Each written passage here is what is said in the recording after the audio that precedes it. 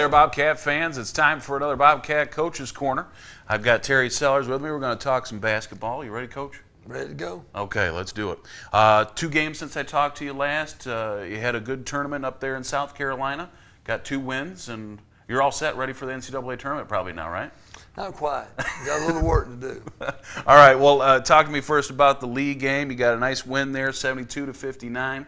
We talked last week. You said this was a pretty quality program in the NAIA, and from the score of things, you handled them pretty well. What were the keys to that game? Do you remember, Coach? Well, I thought we got off to a really good start. Well, actually, it was probably, I think, about 6-6, and then all of a sudden we went on a huge run, and we were up 31-11 against a very good team, so we were playing very well. And then we got a little complacent, just lost that edge a little bit. Next thing I know, it's 24-25. And so then we stretched it back out to about 8 points toward the end of the first half. Came back in the second half and just had a good solid second half. Nothing spectacular. We played well in spurts, but they're a very talented team. So I was very proud of Jared Holmes and Ryan Aquino. Kind of stepped up and took the lead for us. It made some big baskets, and it was a good win for us. Now, Lee, with just 59 points, and that's low for the men's side of things. Did you have a solid defensive effort, or were they just not hitting their shots? Well, I thought we had a solid effort. I thought we could have done much better. Actually, I was a little disappointed in our defensive effort overall. That's something we're really working hard to.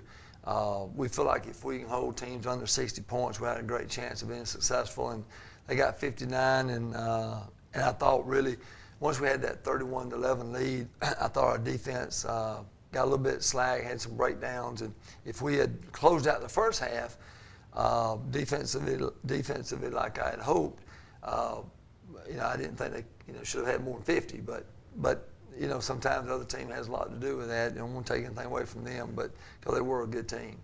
And you mentioned Jared Holmes and Ryan Aquino leading you in scoring in that one.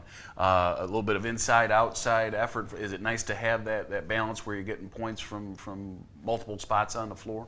It's great. You just about got to have that. And the good thing about Aquino is that he is just as effective, maybe even more effective outside than he is inside. And we want to try to get him to balance that a little bit more. Actually, Jared probably, he's kind of inside-outside too.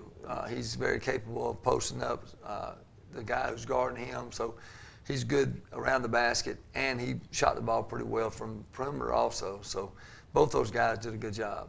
And in the championship game of the Mom Reeves tournament, you took on the host squad, Newberry, beat them 79-65. It looked like turnovers were key for you in that one. Caused 25, I think it was, for the Wolves. Again, defense, or was it a little bit of sloppy play on their part? Well, I think it's probably some of both. They play a very at a frantic pace. Their style of play is very unique, and a few teams across the country certainly play that style. I mean, they're 5 in, 5 out every 2 or 3 minutes.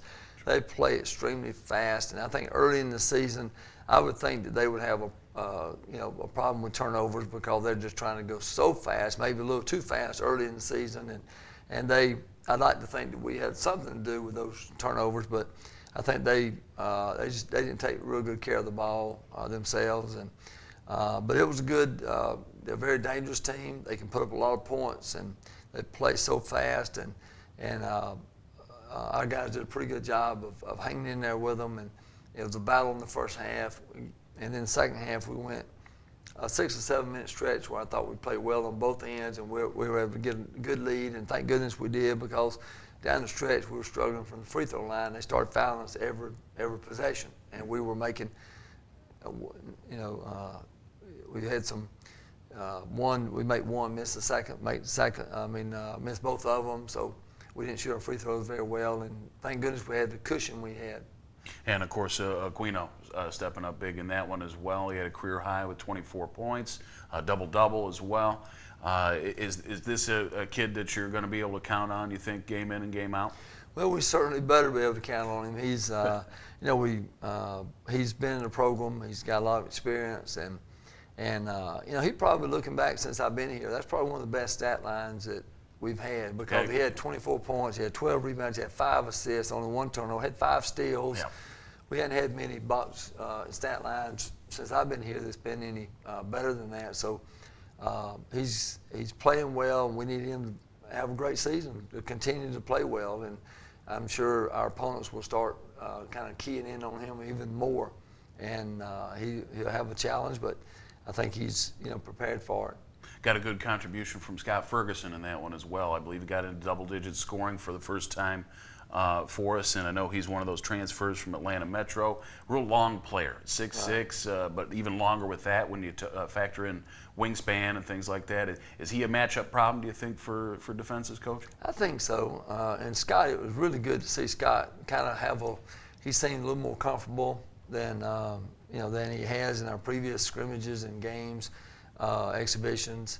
And we need Scott to kind of start playing with confidence, and that was a good sign to see him, because as we continue on, we're going to need Scott to play well for us. Well, and continuing on, you talk about that. Well, we got this weekend a long trip up to Charlotte for a couple of games up at Queens. You get the host squad on Friday night, and then the next day Belmont Abbey. I know you've gotten a chance to probably hear a little bit about these two squads. What do you know about Queens? What kind of game do they play? Very good team. I really like their team. They're preseason ranked 25th in the NABC, 15th in the Basketball Times.